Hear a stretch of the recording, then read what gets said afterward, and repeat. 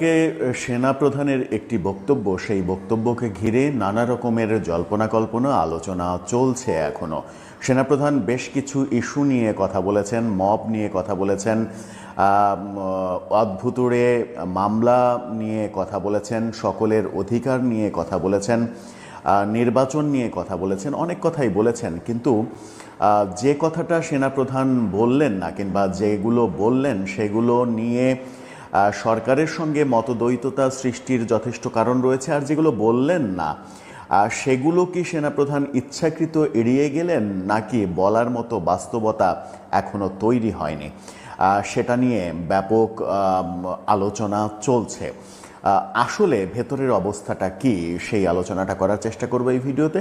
সেনাপ্রধানের কথা, সেনাপ্রধান গতকালকে যে বক্তব্যটা দিয়েছেন সেখানে দুর্দান্ত কিছু কথা বলেছেন। তিনি মবের বিরুদ্ধে জিরো টলারেন্সের কথা বলেছেন, মব করা যাবে না, মব বরদাস্ত করা যাবে না সেটা বলেছেন। সকলের অধিকারের কথা বলেছেন, সকলের সমান অধিকার, মিছিল মিটিং সমাবেশে সকলের অধিকার থাকবে। অদ্ভুতরে যে মামলা, অযথা যে মামলাবাজি করা হচ্ছে সেই মামলাবাজি করা যাবে না সেগুলো বলেছেন। সেগুলো বলার মাধ্যমে এক ধরনের এগুলো যে এখন দেশে চলছে সেই ব্যাপারগুলো স্বীকার করে নিয়েছেন, স্বীকার করে নিয়েই বলেছেন যে এগুলো বরদাস্ত করা যাবে, হবে না, এগুলো করতে দেয়া যাবে না। সেই কথাগুলো যখন বললেন তখন সেনাপ্রধান বেশ কিছু প্রসঙ্গ কি এড়িয়ে গেলেন কিনা। অবশ্য যে কথাগুলো বললেন সেগুলোই সরকারের সঙ্গে বনিবনা হবে কিনা, সরকারের সঙ্গে মিলবে কিনা, সেই আলোচনা বিস্তর রয়েছে। কিন্তু যে কথাগুলো বললেন না, এই যেমন এনসিপি নেতাদের নানা রকমের দুর্নীতির খবর, শত শত গাড়ি নিয়ে শোডাউনের খবর, দুর্নীতির অভিযোগে এনসিপি নেতা বহিষ্কারের খবর। এনসিপি নেতা রাজনৈতিক দল সম্পর্কে সেনাপ্রধান কিছু না বলতেই পারেন, সেটা ভিন্ন বিষয়। কিন্তু উপদেষ্টার যে এপিএস কিংবা পিও, তাদের যাদেরকে বহিষ্কার করা হয়েছে দুর্নীতির দায়ে, এবং এক উপদেষ্টার এপিএস ৩১১ কোটি টাকার মালিক হয়েছেন, সুইজারল্যান্ডে বাড়ি করেছেন, সরকারের অভ্যন্তরেই যে কলকবজাগুলো দুর্নীতি করছে বলে নানা রকমের অভিযোগ উঠেছে, সেই ব্যাপারে সেনাপ্রধান কিছুই বলেননি। সেনাপ্রধান গতকালকের ভাষণে যেটা বলেননি সেটা হচ্ছে ইনক্লুসিভ নির্বাচনের কথা বলেননি। তাহলে কি সরকার ইনক্লুসিভ নির্বাচন থেকে সরে আসছে? সবাইকে নিয়ে নির্বাচনের যে থিওরি এর আগে সেনাপ্রধান বলেছিলেন, সেই থিওরি থেকে কি সরে আসলেন সেনাপ্রধান, নাকি সবগুলো একবারে বলতে চাননি? সবগুলো একবারে বললে সরকারের সঙ্গে একটা বড় বিরোধ তৈরি হবে, সেই কারণেই কি বলতে চাননি কিনা।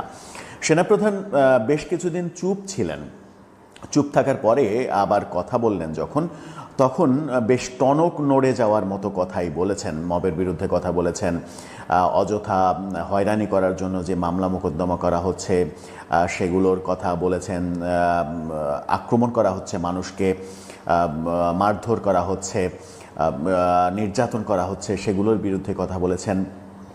এই কথাগুলো কেন বললেন সেটাও একটা বড় প্রশ্ন এসেছে। এই কথাগুলো বলার অন্যতম কারণ হচ্ছে আন্তর্জাতিক গণমাধ্যমে, আন্তর্জাতিক পর্যায়ে বাংলাদেশের মানবাধিকার এবং সংখ্যালঘু নির্যাতন, এই দুটো নিয়ে চরমভাবে আলোচনা হচ্ছে এবং লেখালেখি হচ্ছে। আন্তর্জাতিক পর্যায়ে বাংলাদেশে মানবাধিকার লঙ্ঘিত হচ্ছে, বাংলাদেশে সবার অধিকার সমান নেই, এই ব্যাপারে কিন্তু যথেষ্ট আলোচনা চলছে, যথেষ্ট মিটিং সিটিংয়ের ব্যাপার স্যাপারগুলো চলছে।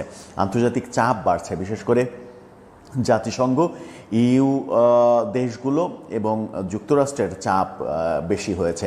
সম্প্রতি তিনি রাশিয়া সফর করেছেন, সম্ভবত রাশিয়া সরকার থেকেও একটা চাপ দেওয়া হয়েছে। শোনা যাচ্ছে জাতিসংঘ থেকে বাংলাদেশে মানবাধিকার লঙ্ঘনের ব্যাপারে, অগণতান্ত্রিক সরকার তো রয়েছেনই, বিশেষ সময়ের জন্য যে সরকার, সেই সরকার তো নির্বাচিত সরকার নয়, সেই সরকার যত দ্রুত পারবে নির্বাচন দিয়ে গণতান্ত্রিক সরকারের কাছে ক্ষমতা হস্তান্তরের ব্যাপারে আন্তর্জাতিক চাপ রয়েছে প্রচণ্ড, এবং বাংলাদেশের মানবাধিকার লঙ্ঘিত হচ্ছে, মানবাধিকার চরমভাবে বিপর্যস্ত অবস্থায় রয়েছে। সেই ব্যাপারে আন্তর্জাতিক চাপ রয়েছে। সেই আন্তর্জাতিক চাপেই মূলত সেনাপ্রধান ভূমিকা রাখছেন এমনটা শোনা যাচ্ছে। বাংলাদেশে সাংবাদিকদের দোসরের ট্যাগ দিয়ে বহু সাংবাদিককে, অন্তত 1000 সাংবাদিকের চাকরি চলে গিয়েছে, এরকম খবর শোনা যাচ্ছে, এরকম খবর নিয়ে আলোচনা হচ্ছে। শত শত সাংবাদিকের অ্যাক্রিডিটেশন কার্ড বাতিল করে দেওয়া হয়েছে। বহু সাংবাদিককে মামলা মোকদ্দমায় ফাঁসানো হয়েছে। একাধিক সাংবাদিককে জেলে রাখা হয়েছে।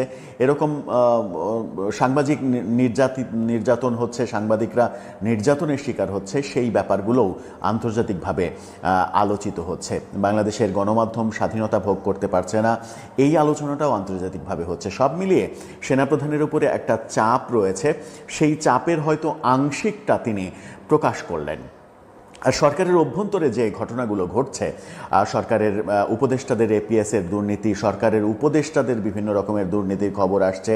আবার সেনাপ্রধান আর একটা বিষয় পাশ কাটিয়ে গিয়েছেন, সেটা হচ্ছে যে তিনি এটা প্রকাশ্যে হয়তো বলতে চাননি, যে সম্প্রতি আসিফ নজরুলের যে স্ট্যাটাস, কাশ্মীর হামলা নিয়ে যে স্ট্যাটাস, সেই স্ট্যাটাস আন্তর্জাতিকভাবে প্রচণ্ড সমালোচনার শিকার হয়েছে। ভারতের কাছে আসিফ নজরুল ভিলেনে পরিণত হয়েছেন এবং বলা হচ্ছে যে এই আসিফ নজরুলের সঙ্গে জঙ্গি গোষ্ঠীর সম্পর্ক রয়েছে। ভারতীয় মিডিয়াগুলো এগুলো বলার চেষ্টা করছে। এই যে অবস্থা তৈরি হয়েছে, সেই ক্ষেত্রে সেনাপ্রধান হয়তো বলতে পারতেন, কিন্তু উপদেষ্টার বিরুদ্ধে এরকম কথা তিনি বলতে চাননি বলেই হয়তো এড়িয়ে গেছেন। হয়তো সরকারকে তিনি জানিয়েছেন যে এই ব্যাপারে আন্তর্জাতিক চাপ, ভারতের চাপ, আমেরিকার চাপ তৈরি হয়েছে। এই ধরনের মন্তব্য, আন্তর্জাতিক কূটনীতির ক্ষেত্রে এই ধরনের মন্তব্য বাংলাদেশের আন্তর্জাতিক সম্পর্ক নষ্ট করে ফেলতে পারে। সেই ব্যাপারে নিশ্চয়ই তিনি সরকারকে সাবধান করেছেন। ওপেনলি যতটুকু বলার ক্ষমতা কিংবা যতটুকু বলার প্রয়োজন তিনি মনে করেছেন, সেটুকুই হয়তো বললেন আপাতত। কিন্তু এই বলাতে একটা বার্তা সরকারের কাছে স্পষ্ট করে দিতে চাইলেন বোধহয়, যে কোনো ধরনের অনৈতিক কাজ, বেআইনি কাজ সেনাবাহিনী বরদাস্ত করবে না। কারণ সেনাবাহিনীর উপরেও আন্তর্জাতিক চাপ রয়েছে, জাতিসংঘের চাপ একটা বড় চাপ। যদিও কদিন আগে আমরা দেখেছি জাতিসংঘ মহাসচিব বাংলাদেশে সফর করেছেন, মনে হয়েছে ডক্টর ইউনূসের সঙ্গে তার দহরম মহরম সম্পর্ক, কিন্তু সেই সম্পর্ক দিয়ে যে আদতে কাজ হবে না। কারণ বড় দেশগুলো যদি বাংলাদেশের বিপক্ষে নানা ধরনের মতামত দিতে থাকে, নানা ধরনের চাপ দিতে থাকে, তখন জাতিসংঘ ঠুটো জগন্নাথের ভূমিকায় অবতীর্ণ হবে। কারণ জাতিসংঘের নানা কার্যক্রম সম্পর্কে আমরা দেখেছি জাতিসংঘ মোড়লদের ক্ষেত্রে কিছুই বলতে পারে না। সুতরাং মোড়লরা যখন কথা বলবেন তখন জাতিসংঘ ঠুটোর জগন্নাথ হবে। যেমন গাজা ইসরায়েলের যুদ্ধ, কিন্তু জাতিসংঘ একটা কথাও বলছে না, সেখানে মানবাধিকার নিয়ে কথা বলছে না। কিন্তু জাতিসংঘ ছোট দেশগুলোতে এসে একটু মাতবরি, একটু পোদ্দারি করার চেষ্টা করে। সেই মাতবরিটা থাকে না যখন আমেরিকার মতো, রাশিয়ার মতো, যুক্তরাজ্যের মতো দেশগুলো সেখানে মাথা ঘামায়।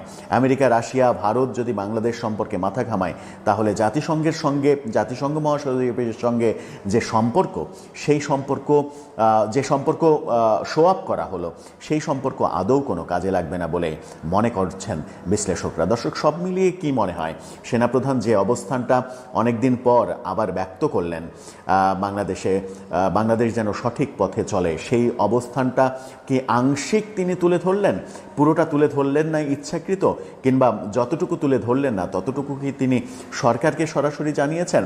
সেনাপ্রধানের পরবর্তী করণীয় কি হবে এখন? এর পরে যে কথাগুলো তিনি বললেন, সেই কথাগুলো যদি মানা না হয়, সেই ব্যাপারগুলো যদি প্রতিষ্ঠিত না হয়, তাহলে সেনাপ্রধানের ভূমিকা কি হবে? সেনাবাহিনী কি নীরবে এগুলো সহ্য করবে? আপনার মতামত জানিয়ে লিখতে পারেন আমাদের কমেন্ট বক্সে।